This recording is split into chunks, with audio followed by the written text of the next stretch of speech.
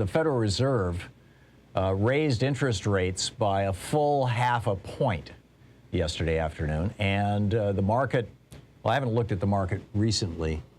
I think it's down. Yeah, it's still down. The market is responding by going, oh, okay, here comes a recession. I mean, typically what you have are quarter point raises when the Fed starts raising interest rates. This was a half point raise. This is a statement. This is Jerome Powell, the Republican banker, head of the Federal Reserve, saying to the United States, we're going to induce a recession to try to control inflation. Now, I mentioned when I kind of teased this article at the beginning of the first hour of the program that, in my opinion, Jerome Powell is trying to put a screw into a piece of wood with a hammer or a sledgehammer rather than a screwdriver. And the reason I use that metaphor is that it's the wrong solution. It might produce the outcome we want, but the side effects will be insane. I mean, you smash a screw in with a hammer and you're just going to splinter wood all over there. The screw will end up inside the wood, but is it really how you want it? The fact of the matter is that the inflation that we are experiencing right now has been caused by three things. And it doesn't take an expert or an economist to figure this out, although I refer you to Paul Krugman and Robert Reich in particular as actual PhD economists who have said the things that I'm saying here. So I follow both of these guys, and I think they have an awful lot of really good stuff to say.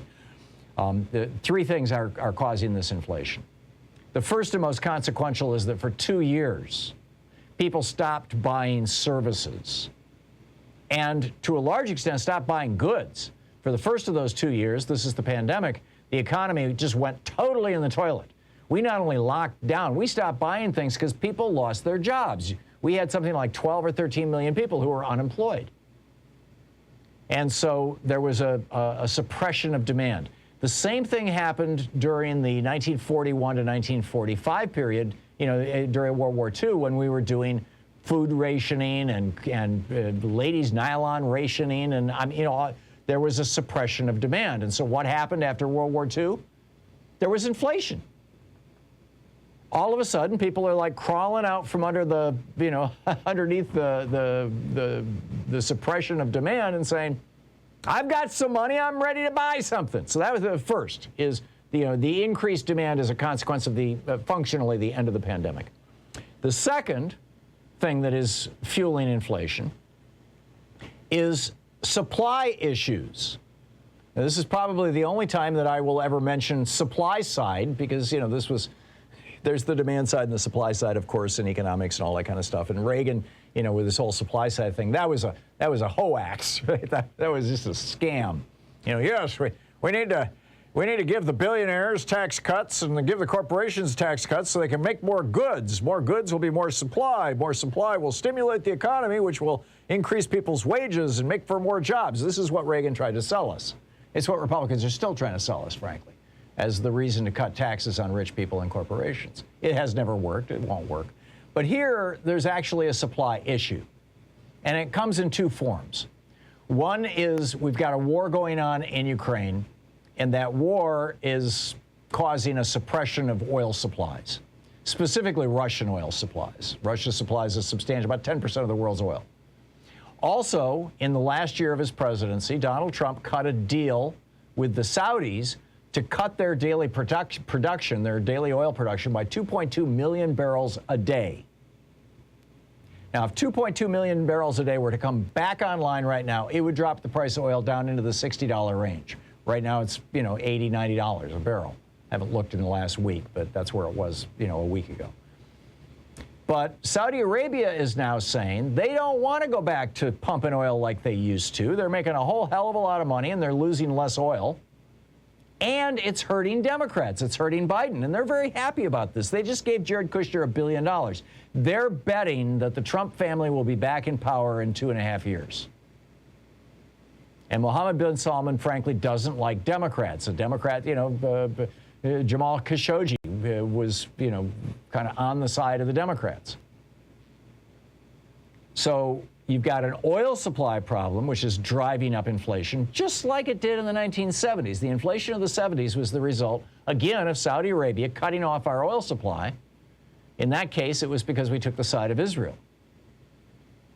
And then there was another oil shock toward the end of the 70s when the Shah of Iran fell, and suddenly, Iran wasn't pumping oil anymore. So we had two oil shocks, and that produced the inflation that led to Jerry Ford being a one-term president and Jimmy Carter being a one-term president. So this oil shock inflation is a very real thing, and it's politically poison to whoever's in power at the time it happens. Like I pointed out, it hurt Jerry Ford, who was a Republican. It hurt Jimmy Carter, who was a Democrat. And then the other part of the supply problem is the stuff coming from China. Right now, China has been trying to do this no COVID policy. They basically lock down and quarantine and all this kind of stuff. And as a result, we've got, entire Chinese ports that are not shipping goods to the United States. And over the last 40 years, the Reagan administration and the Bush administration negotiated NAFTA and the General Agreement on Tariffs and Trades, GATT, which became or laid the foundation for the World Trade Organization. Of course, NAFTA and the WTO were brought into existence during the Clinton administration, but they were put into place and negotiated during the Reagan and the Bush administrations. And as a consequence of this bipartisan consensus, let's send our jobs overseas, you walk into a store and find something that's not made in China. Good luck, Charlie. So when China starts shutting down their ports, which has been happening now for a month, basically, 3 weeks anyway, in a big way, about 2 months later, which is how long it takes stuff to make it all the way across the Pacific on a slow boat, about 2 months later, suddenly you've got shortages. The whole supply chain is anticipating a continuous flow of goods. They're not continuously flowing. So there's going to be even more inflation as a result of, demand is not going anywhere, and when supply is reduced, prices go up. It's very simple. So expect substantial inflation coming on consumer goods, on toys, on tools, on basically pretty much anything you walk into Walmart and buy. We're going to see a lot more inflation in that area. And then the third reason that we have inflation is because we put a lot of money in people's pockets over the last 2 years in order to get the average person through the economy. And of course, there was $500 billion of money apparently stolen in the last year of the Trump administration because he had no controls over the money that was going out the door to all his and Wilbur Ross's buddies through that PPP program. So there was just a lot of money sloshing around in the economy. That third part is arguably what Jerome Powell is trying to get under control. He's trying to dial back the money sloshing around in the economy, dialing back the money supply. Taking, the Fed has got $7 trillion on their balance sheet right now. They're trying to unwind their balance sheet, and they're trying to raise interest rates to slow down the economy. Well, yeah, it's going to slightly reduce the amount of money in the economy. Well, it's going to substantially reduce it and throw us into a recession. I guarantee you that. We are looking at a recession just in time for the election. But it also isn't going to it's not going to solve the problem. Inflation typically takes 6 to 10 years, with a mean of around 8 years of inflation to flush itself out of an economy once the things that are causing the inflation are gone. That surplus money, the free money that was being passed out, the long-term unemployment benefits, the child tax credit, the PPP program, all of that extra money came to a screeching halt a few months ago. It had nothing to do with the Fed. We're not, the federal government is, because Republicans refuse to pass Build Back Better, the stimulus is gone. If Powell had just sat back and waited a year, he would have had his recession anyway, which is, of course, what the Republicans want. They want the country to be in a depression by 2024 so that they can run against Joe Biden or whoever the Democrat is saying, hey, they brought you a Great Depression.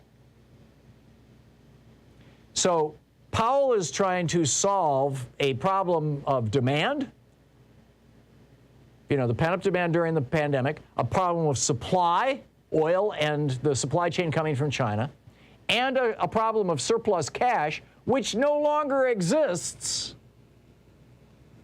by squeezing us all, by squeezing the economy. And I'm telling you, it is not going to, yeah, you're going to see inflation go away. Inflation's going to go away in a couple of years because it always takes that long. Paul Volcker had to take interest rates up to 22% to get rid of the inflation from the oil price hike in the 70s. And frankly, I don't believe to this day, and a lot of economists share my opinion on this, I don't believe to this day that Paul Volcker raising interest rates is what ended inflation back in the 70s and 80s. What ended inflation was it takes a few years for inflation to wash itself out of an economy. And that's what it took. It took a couple of years. The Shah of Iran fell in 79, if I'm remembering correctly. And, you know, that was the second oil shock. And we saw inflation start to soften in 83, 84. It was pretty much gone by 88. There you are. Those, you know, that's how it works. So, you know, we need to get ready for this. We need to get ready for this. What is causing the spike in violence in America? This is going to be the other, you know, the Republicans are going to run this year and in 2024. They're going to run on two big issues.